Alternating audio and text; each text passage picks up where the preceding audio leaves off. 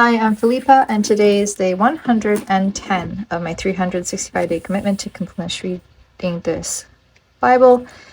So today I start on the book of Job, and so it starts with his life, family, and faith.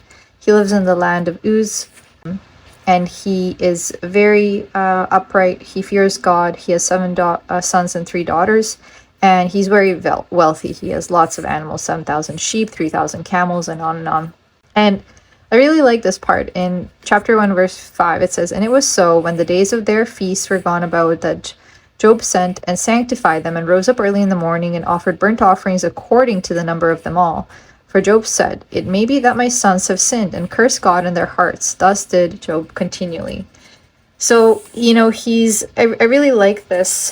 I really like this prayer, or how he's approaching his prayer, and it's that he's essentially kind of looking ahead, and he's very well aware of the faults of a human being, and he essentially just is very honest, I would say, and forthright, and says, yeah, I'm fairly certain, my sons and daughters may sin, and so I'm going to do this sacrifice and pray essentially ahead of time, so that I am always essentially praying for future sins, almost, right? So that's really interesting. So then the other part that's really interesting too, Satan is back. This is, I think, the second time I'm seeing Satan mentioned in the Bible. And it says, verse 6, "Now there was a day when the sons of God came to present themselves before the Lord, and Satan came also among them." So I need to look into this little section more, because I'm reading this in 2 different ways. One is that Satan is one of the sons of the Lord, or 2, God has sons and Satan is just another thing, or whatever, another character that comes among the sons of God. So confused about that piece. And God says, "Where are you coming from?" And Satan says, "From going to and fro in the earth, and from walking up and down in it." So to me, that almost sounds like Satan's walking up and down the earth, kind of looking for trouble and for problems.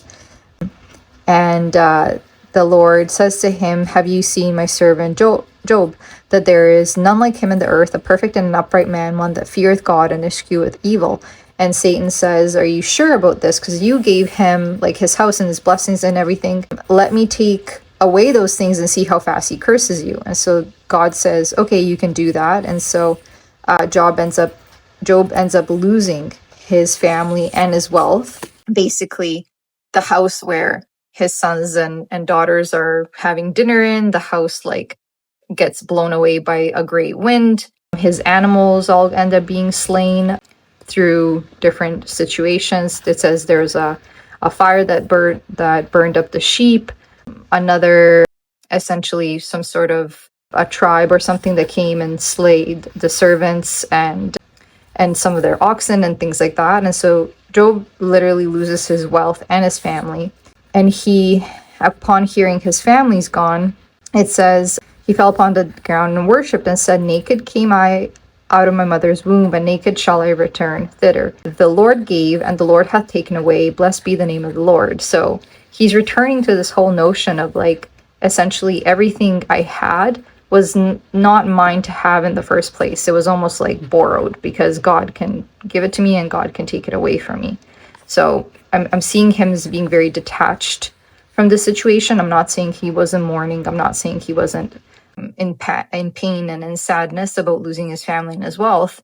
But this kind of awareness and insight tells me that he is detached from the understanding or the notion of entitlement, feeling like his family or his wealth was his, but he recognizes it's the Lord's. And so, interestingly, Satan returns to talk about Job before the Lord, and the Lord says, "Did you see, he didn't curse me for taking away his wealth and his family?"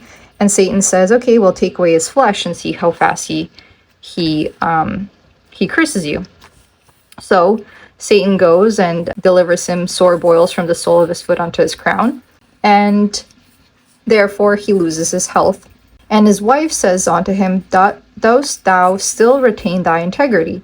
Curse God and die." So she's saying to him, you're still going to hold on to your integrity after all these terrible things have happened to you.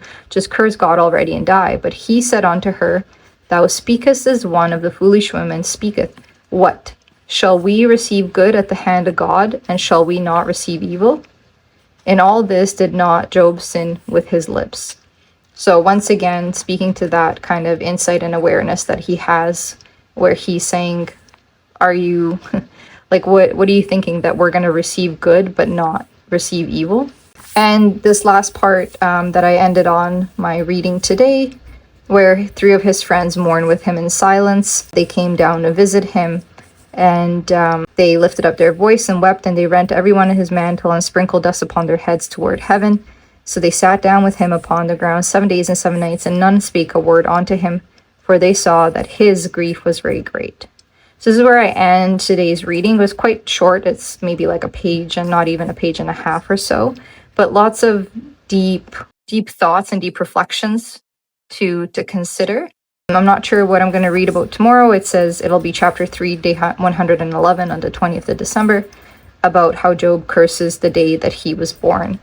This section was really interesting because it goes to tell you that just because you're a good person and you do good and you do right, that it doesn't mean that you always have good done for you. And I think that that's really something that I've profoundly struggled with. I was always kind of thinking, okay, well, if I'm good to people, people will be good to me. And that's kind of not how the world works. So I'm interested to keep reading this, and perhaps I'll get some of my own answers clarified. Thank you for listening. If you have any tips, let me know.